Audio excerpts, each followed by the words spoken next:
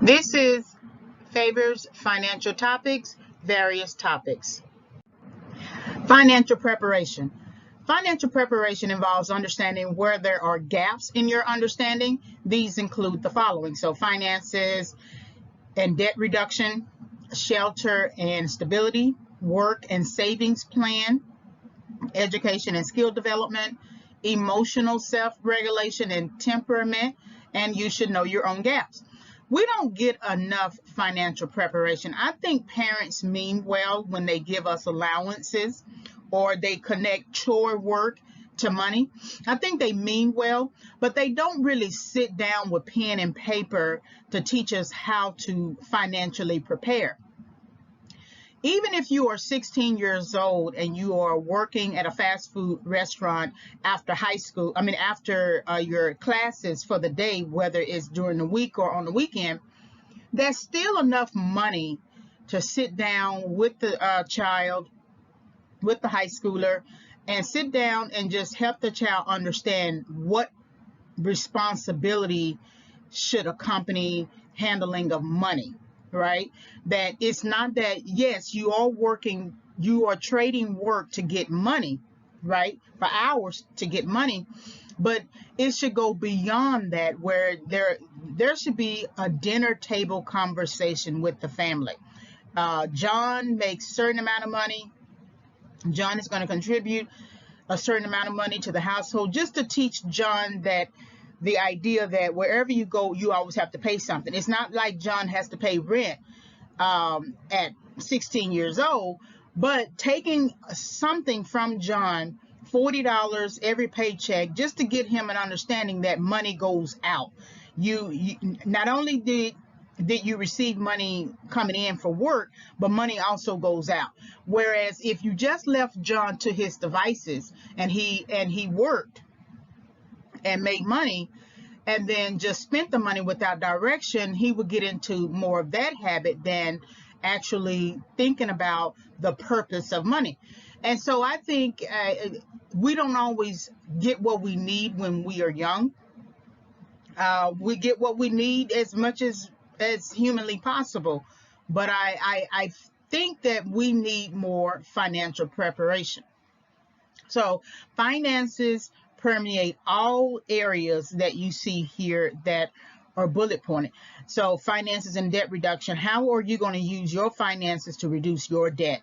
And how do you increase your debt based upon your finances? Meaning that you think just because you got a raise, you can now go and buy a bigger house. Sometimes it's better to keep that house, even if you got a raise, and then look and reassess all of your commitments, your debt commitments, cut them down, and then decide to buy the house.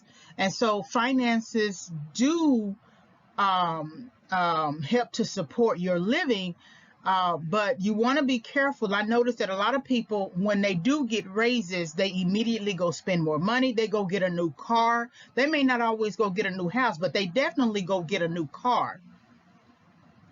And so that's something you want to think about, because if your house is working for you, the current house you have is working for you, stay in that for another 2 years and then plan and prepare and plan your exit from that house to the next house.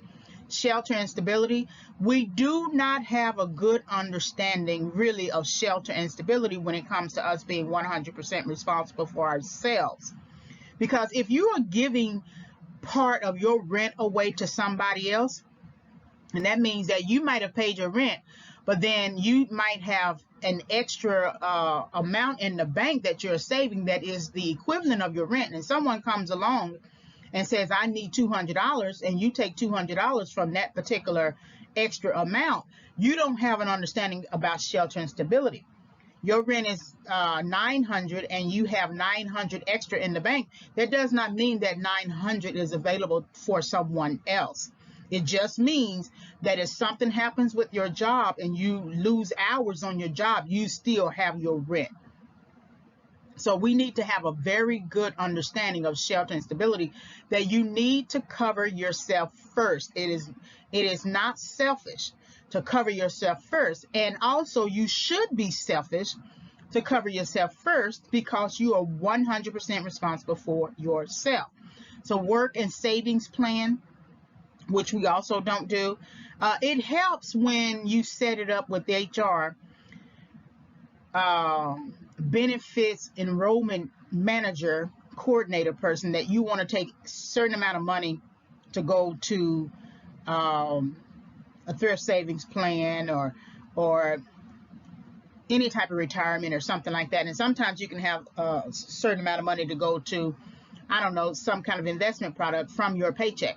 Okay, then that's easier because then you don't always have to think about it. You just have to work.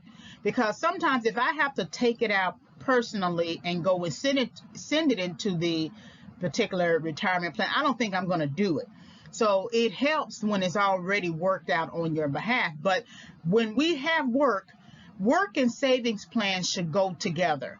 They should come together like they are married. And a lot of times we separate work and then we separate savings plan as if they are two different entities, but as if they don't have nothing to do with each other. And when you look at work and savings plan, you want to look at it in terms of the two being married. That when I work, I also need to save. And if I want to continue to save, I need to continue to work, right? And so work and savings plan. Education and skill development is something that you always have to consider. I've said this in a couple of audio lectures, that when I graduated with my master's of English into an industry that was newly becoming social media sensitive and heavy, that I only prepared to teach English. I did not necessarily prepare to go into the business arena. I assumed that I was going to get a BA, MA, PhD in English, and then teach at the university level. Well, by the time I graduated with my master's degree, I was really kind of burnt out because I never had any real rest from educating myself. And when I went through issues with the recession, and I lost my job, became homeless, etc. And when I was trying to get another job in the business sector, because I couldn't get back on with my district because they had budget shortfalls and they kind of laid you off, and the financial recession just really hit big. And when I was trying to get into the business sector, I realized I didn't necessarily have those skills anymore.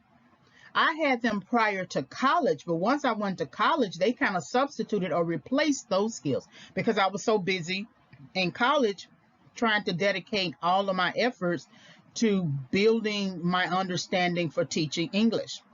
So then what that says is, even if I'm qualified for a job, I may not necessarily be competitive for the job. That somebody else could say for instance, someone else had an English degree as well, but then they married it with technology, a certificate in technology, whatever kind of technology it is. Well, that makes that person much more competitive. And that's something that I realized, that even though I'm qualified for a job, I may not necessarily be competitive. So conducting a sort of gap assessment of your current education and skill development when you are looking at the current industry requirements, workplace requirements, which will always require some kind of technology now, but also understanding that social media allows for companies to brand. And so you need to be aware of those types of concepts, right? And so that's what I realized in my sort of thinking, that I thought I had it all together with the degree itself, but I was missing some skill development as well. And so then when you are missing skill development, you're going to have to tap into your finances, maybe have to take additional courses, right, in technology, no less, and sort of bring your skills up to date with the current requirements and expectations of your industry.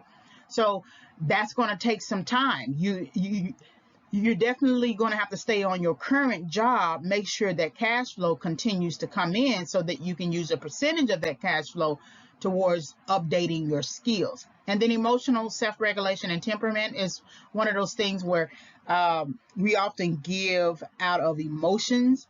Someone has come to us about some money and they are putting us on the spot, or they are pressuring us and we don't want to make them mad. We want to people please or something like that. Well, that affects your finances, because if you are saying, I'm going to keep this certain amount of money to myself, and then you tell somebody the kind of money you have, immediately they go into this idea, how can I get her money to fund my lifestyle? They may not use those words, they may not use that sentence, but it's really what they're trying to do. Because if they have a job and they can meet their expenses, why do they need your extra $200? Girl, I can do this, I can do that. No, that's not what that is. You just don't want me to have the $200, and you want the $200 for yourself to do nothing with. They don't really need to do anything. They don't even need your $200. They just don't want you to have it. And so that's a very important thing, because emotional self-regulation and temperament, sometimes you give money to get the person out of your face, but then that person begins to use you again, and then it becomes a habit, and you find yourself giving money to get that person out of your face. So that's something that you want to think about too. So you should know your own gaps, and that's going to take some time to think about that while you are financially preparing for whatever next level that you are going to enter. All right, hopefully you were able to gain some insight from this series topic. Like, subscribe, and visit.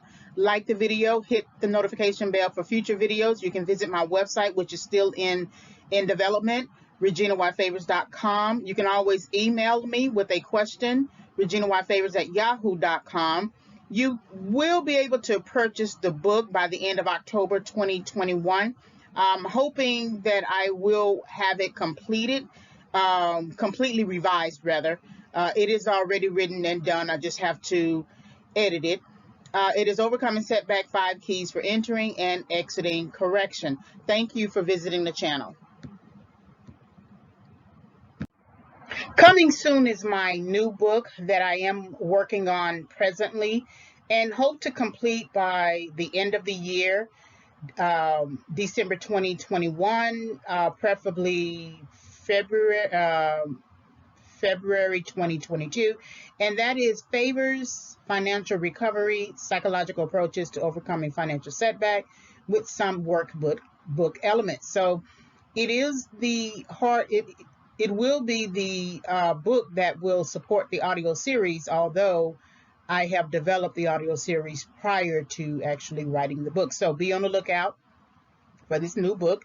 When it comes out, when I finish, I will create an audio introduction to the book. Thank you again for visiting the channel.